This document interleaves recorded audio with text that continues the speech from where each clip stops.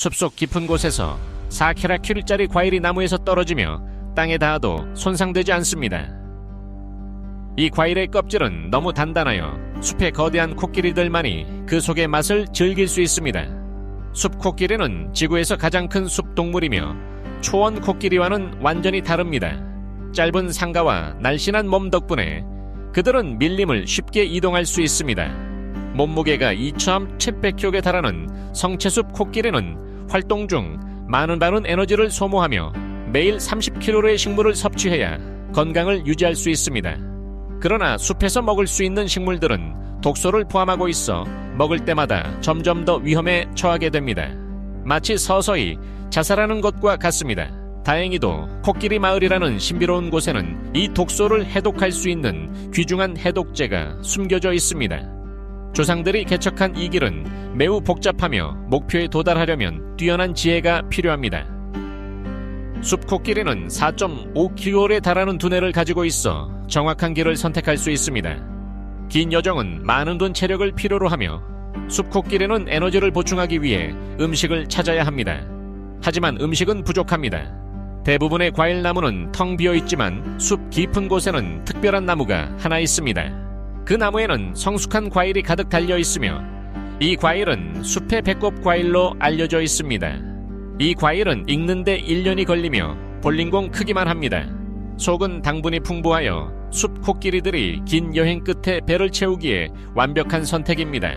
마침내 코끼리들은 목적지에 도착하며 이곳이 바로 전설적인 코끼리 마을입니다. 여러 세대에 걸쳐 끊임없는 노력 끝에 코끼리들은 숲속에서 넓은 공터를 개척했습니다. 숲의 코끼리들은 이곳에 모여 서로 새로운 친구를 만나고 우정을 나눕니다. 그러나 그들의 최종 목표는 땅속에 숨겨진 보물입니다. 이 보물은 화학 성분이 풍부한 점토로 일상적으로 섭취하는 음식의 독소를 효과적으로 중화할 뿐만 아니라 새끼 코끼리의 성장에 필요한 미네랄도 제공합니다. 코끼리 암컷의 수가 증가함에 따라 숲 코끼리 수컷의 테스토스테론 수치는 50배 이상 증가하며 경쟁과 충돌도 함께 증가합니다. 멀리서 천둥 소리가 들리고 강한 비가 내리며 싸우는 코끼리들을 진정시킵니다. 이 마법 같은 장소는 숲속 코끼리들에게 필수적인 생존 조건을 제공하는 자연의 보물 창고입니다. 부드럽고 맛있는 껍질을 벗은 거미개는 가오리에게 최고의 먹이 선택입니다. 가오리는 마치 씨앗을 깨무는 것처럼 한 마리씩 거미개를 먹습니다. 거미개는 대부분의 생애를 깊은 바다에서 보냅니다. 하지만 겨울 첫 보름달이 뜨는 시기가 되면 알 수 없는 신비로운 신호에 이끌려 대규모로 모이기 시작합니다. 그들은 바다풀밭을 지나 얕은 물로 이동하며 이 신비로운 광경을 기록하기 위해 우리 팀은 로봇 거미개를 투입했습니다. 8개의 기계 다리를 가진 이 로봇은 강력한 이동 능력을 가지고 있어 모든 흥미로운 순간을 포착할 수 있습니다. 수십만 마리의 거미개가 몰려들어 서로의 몸 위로 기어오르며 결국 길이가 수백 미터에 달하는 살아있는 언덕을 만듭니다. 이 광경을 목격한 해산물을 좋아하는 사람이라면 분명 침을 흘릴 것입니다. 거미개의 몸은 단단한 껍질로 감싸져 있으며 성장하려면 이 제한을 깨야 합니다. 탈피는 복잡하고 시간이 걸리는 과정이며 전체 과정은 15분이 소요됩니다. 탈피를 마친 거미개의 몸은 부드럽고 기운이 없어지며 단단한 껍질의 보호를 잃어 매우 약한 상태가 됩니다. 주변에는 수많은 포식자가 숨어 있어 그들은 생존 위기에 처하게 됩니다. 길이 3에 이르는 가오리는 부드럽고 맛있는 거미개를 배고픔을 채우는 완벽한 선택으로 봅니다. 하루에 50마리 이상의 거미개를 먹을 수 있습니다.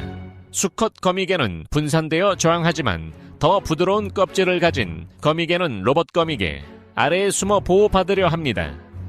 가오리는 강력한 지느러미를 휘둘러 숨은 먹이를 드러내고 빠르게 삼킨 후 개의 살을 분리합니다. 단단한 껍질을 가진 거미개들은 갑옷 요새를 형성하며 쌓이고 방금 탈피한 거미개들은 그 아래에 숨어 있습니다. 하지만 로봇 거미개가 드러나면서 가오리의 주요 목표가 됩니다. 가오리는 즉시 공격을 시작했지만 한참 동안의 씨름 끝에 먹을 수 있는 부분이 없다는 것을 알게 됩니다. 며칠 후 거미개들은 다시 깊은 바다로 돌아가 고독한 유랑 생활을 계속하게 됩니다. 해변에 밀려온 물고기 사체는 야생 딩고개에게 드문 진미입니다. 그들은 굶주린 배를 채우기 위해 사체를 물어뜯으며 먹으려 합니다. 호주 대자연의 넓은 환경에서 딩고개는 고대부터 강력한 동물로 알려져 있습니다. 외형적으로는 일반적인 마을개와 비슷하지만 딩고개는 큰 체격과 더 크고 날카로운 송곳니로 쉽게 구별됩니다. 딩고개는 무리를 지어 생활하며 높은 수준의 사냥 기술과 협력 능력을 갖추고 있습니다.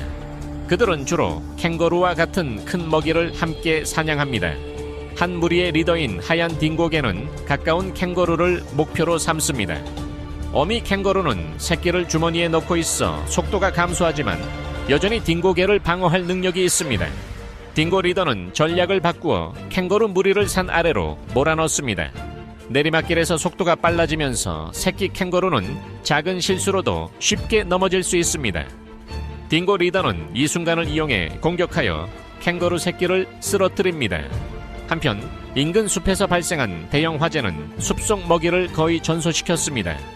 생존 위기에 직면한 딩고 가족은 바다로 눈을 돌려 먹이를 찾기 시작합니다. 한 마리의 바삭한 개를 먹었지만 굶주린 상태에서는 충분하지 않았습니다. 그러나 그들의 시야에 떠오른 물고기 사체는 그들에게 하늘에서 내려온 선물처럼 보였습니다. 그들은 힘껏 사체를 먹으려 했지만 파도가 그것을 휩쓸어 가버렸습니다. 그러나 희망은 아직 사라지지 않았습니다.